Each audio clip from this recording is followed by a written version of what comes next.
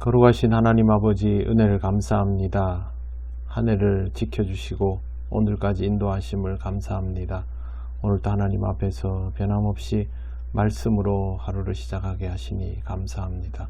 주님의 은혜를 잊지 않는 우리들 되게 하시고 또 말씀 통해 은혜 받는 이 시간 되게 하옵소서. 예수님 이름으로 기도드립니다. 아멘. 찬송가 28장 하나님께 찬양드립니다. 복의 근원 강림하사 찬송하게 하소서. 한량 없이 자비하심 측량할 길 없도다. 천사들의 찬송가를 내게 가르치소서. 구속하신 그 사랑을 항상 찬송합니다. 주의 크신 도움받아 이때까지 왔으니 이와 같이 천국에도 이르기를 바라네. 하나님의 품을 떠나 죄에 빠진 우리를 예수 구원하시려고 보혈 흘려주셨네. 주의 귀한 은혜 받고 일생 빚진 자 되네. 주의 은혜 사슬 되사 나를 주께 매소서. 우리 마음은 연약하여 범죄하기 쉬우니 하나님이 받으시고 천국인을 지소서. 아멘. 하나님 말씀 사무엘하 18장 1절에서 5절입니다. 말씀을 봉독합니다. 이에 다윗이 그와 함께한 백성을 찾아가서 천부장과 백부장을 그들 위에 세우고 다윗이 그의 백성을 내보낼새 3분의 1은 요압의 휘하에 3분의 1은 스루야의 아들 요압의 동생 아비새의 휘하에 넘기고 3분의 1은 가드 사람 이때의 휘하에 넘기고 왕이 백성에게 이르되 나도 반드시 너와 함께 나가리라 하니 백성들이 이르되 왕은 나가지 마소서. 우리가 도망할지라도 그들은 우리에게 마음을 쓰지 아니할 터이요 우리가 절반이나 죽을지라도 우리에게 마음을 쓰지 아니할 터이라. 왕은 우리 10,000명보다 중하시오니 왕은 성읍에 계시다가 우리를 도우심이 좋으니이다 하니라. 왕이 그들에게 이르되 너희가 좋게 여기는 대로 내가 행하리라 하고 문 곁에 왕이 섬에 모든 백성이 100명씩 1000명씩 대를 지어 나가는지라. 왕이 요압과 아비새와 이때에게 명령하여 이르되 나를 위하여 젊은 압살롬을 너그러이 대우하라 하니 왕이 압살롬을 위하여 모든 군 지휘관에게 명령할 때에 백성들이 다 들으니라. 아멘.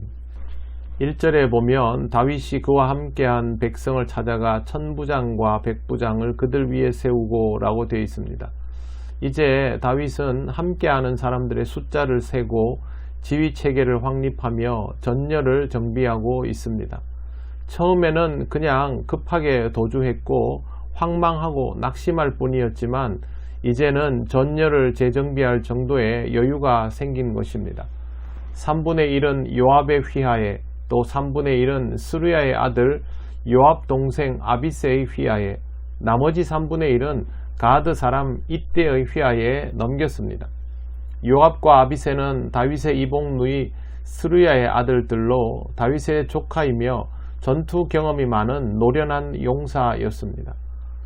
그런데 이때는 블레셋의 가드 사람이었고 전투 능력에 대하여는 소개되지 않았습니다.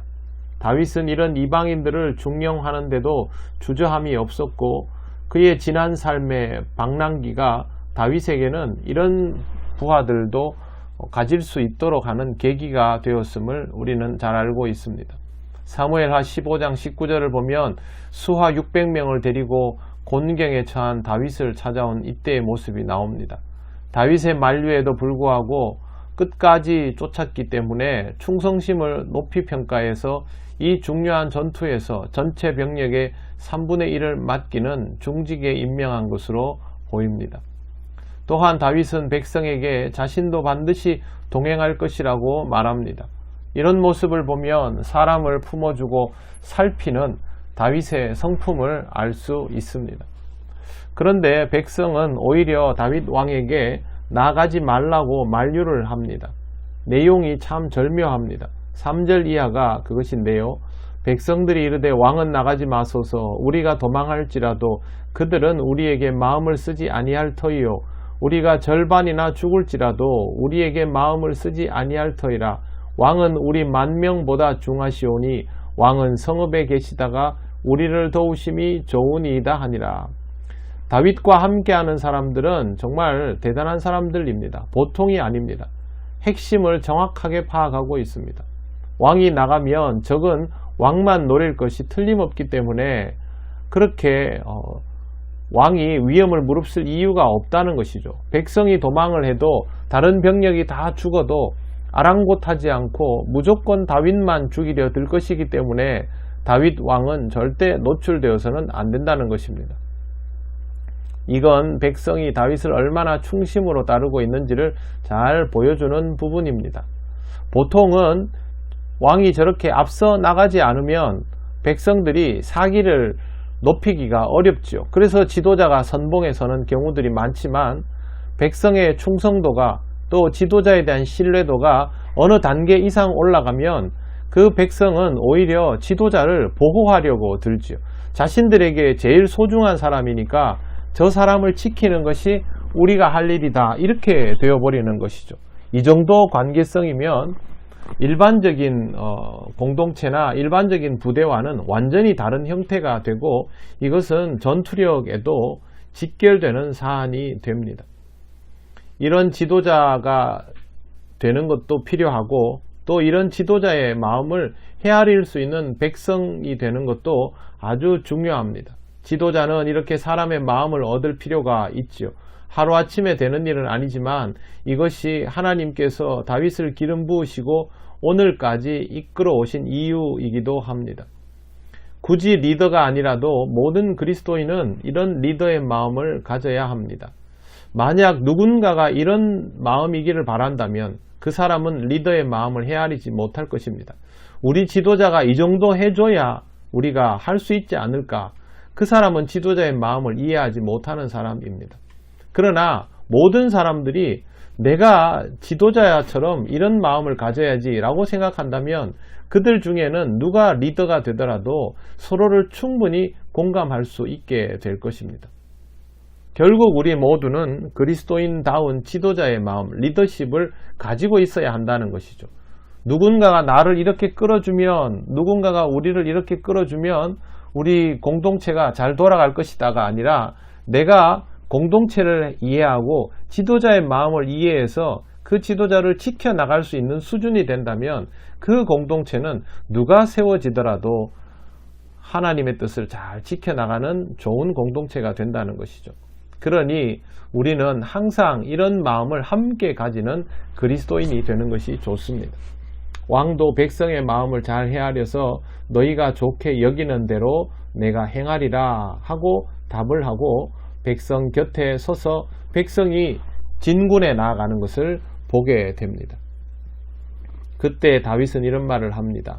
5절 왕이 요압과 아비새와 이때에게 명령하여 이르되 나를 위하여 젊은 압살롬을 너그러이 대우하라 하니 왕이 압살롬을 위해서 군 지휘관에게 명령할 때 백성이 이걸 다 들었다고 합니다.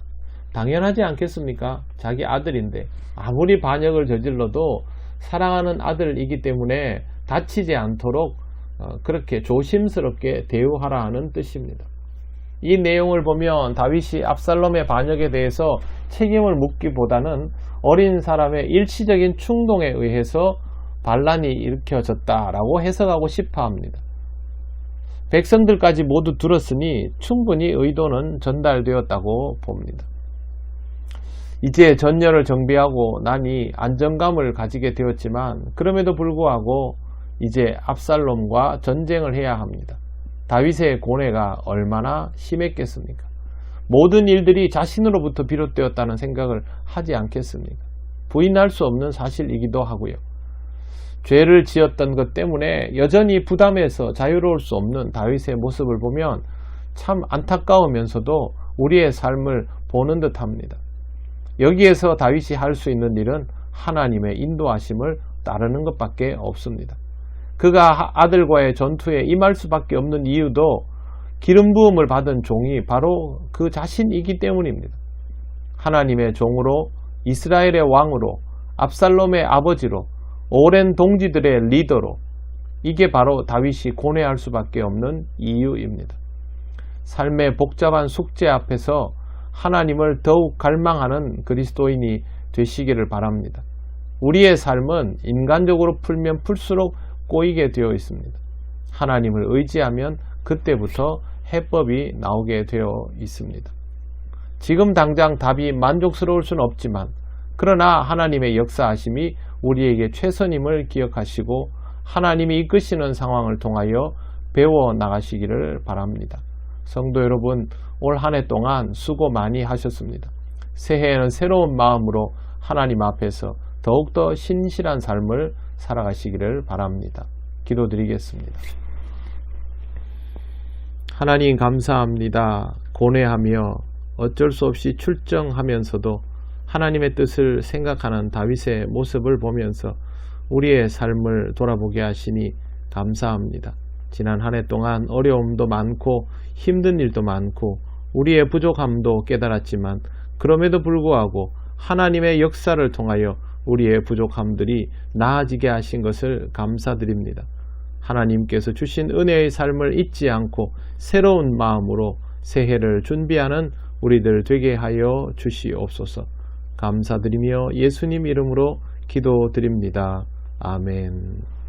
하늘에 계신 우리 아버지, 아버지의 이름을 거룩하게 하시며 아버지의 나라가 오게 하시며 아버지의 뜻이 하늘에서와 같이 땅에서도 이루어지게 하소서.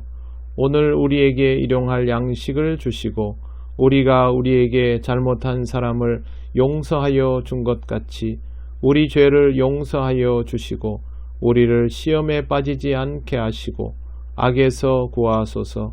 나라와 권능과 영광이 영원히 아버지의 것입니다. 아멘.